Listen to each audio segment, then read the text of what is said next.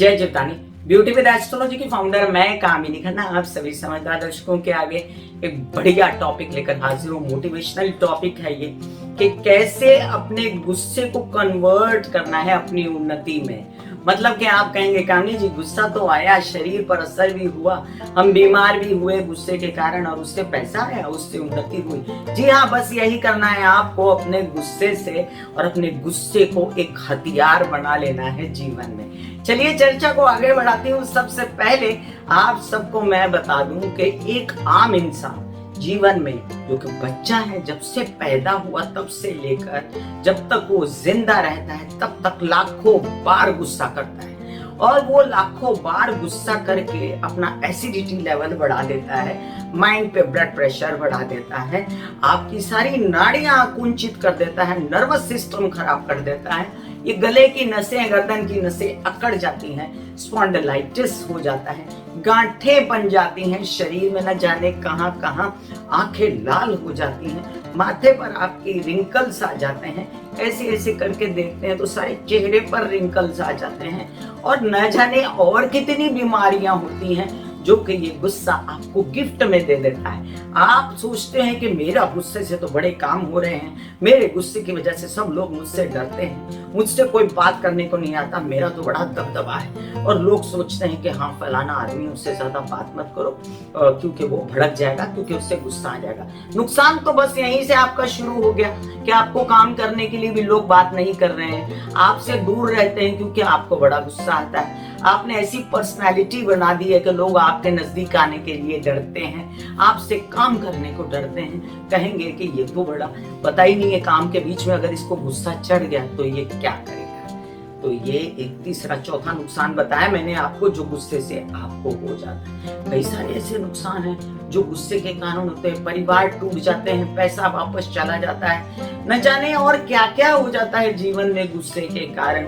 आपका नसीब ही बदल देता है गुस्सा और आपके आने वाली कई अच्छे कार्यों को जीवन में वो पीछे कर देता है और आप एक गलत व्यक्तिमत्व लेकर लोगों के सामने प्रेजेंट हो जाते हैं। चलिए अब मैं आपको बताती हूँ कि कैसे इसको फायदे में इस डील को फायदे में कैसे बदला जाए। चलिए मैं आपको बताने जा रही हूँ कि आपको गुस्सा आए, अब 2-3 मिनट उठ के बताऊंगी यहाँ पर आपको जो आपको करना है। बड़ी नेचुरल सी बात है, पता ही नहीं चलता गुस्सा कब आ जाता है, मुझे भी आ जाता है, आपको भी आ जाता है। कोई बात करते करते एकदम से उबाल आया और दिल किया कि इसका मुंह तोड़ दूं, दिल किया कि रो दूं, दिल किया कि कुछ बोल दूं और अपने अंदर की भड़ास निकाल दूं। ऐसे ही जब इंसान को जब ऐसा लगना शुरू होता है उसको फट से उस जगह से उठ जाना चाहिए और दूसरी जगह पे चले जाना चाहिए। ऐसा करने से मैंने अपनी किताब चल हट तू खेल समझी नहीं में लिखा था कि वक्त टलता नहीं है तो ठेल दो। अब हम जान चुके हैं कि हमारे यहाँ गुस्सा करने से हमको नुकसान होने वाले हैं, अब हम जान चुके हैं कि हमारा ये गुस्सा हमारे ऊपर बड़ा भारी पड़ने वाला है।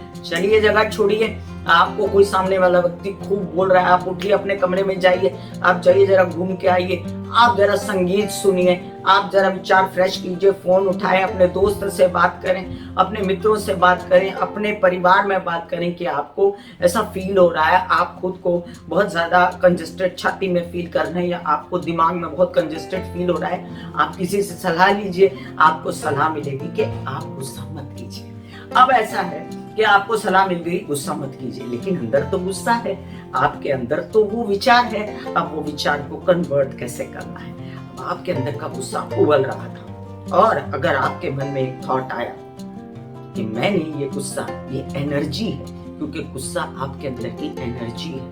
मैं अगर कहूं कि पंच महाभूत जिस प्रकार से है, अग्नि जल धरती वायु आकाश, उसी तरह काम क्रोध मोह लोभ अहंकार, इन सबको, इन 5 विकारों को अगर हम अपनी उन्नति के लिए कन्वर्ट करते हैं तो हमारे जीवन में बहुत ज्यादा हमको फायदा हो सकता है। गुस्सा चढ़ा, आपने वो गुस्सा क्या किया, जाके एक्सरसाइज कर ली। आपने एक्सरसाइज की, आपका बॉडी बन गया, आपका गुस्सा शांत हो गया, आपका माइंड रिलैक्स हो गया, नींद अच्छी आ गई, सो गए। गुस्सा चढ़ा, उठिए, अपनी कोई काम है आपका पेंडिंग है, चलिए फटाफट काम करिए, आपको पैसा कमाना है, आपको आगे बढ़ना है, आपको तो बहुत सारा काम है, आप ये अफोर्ड नहीं कर सकते कि आप किसी का गुस्सा लेके आप बैठ जाएं एक कोने में और सामने वाला इंसान आपको 2 बोल बोल के चला भी जाए और आप रोते भी रह जाए। चलिए तीसरा इलाज बताती हूँ। गुस्सा चढ़ा आपको, गुस्सा चढ़ा, कोई बात नहीं।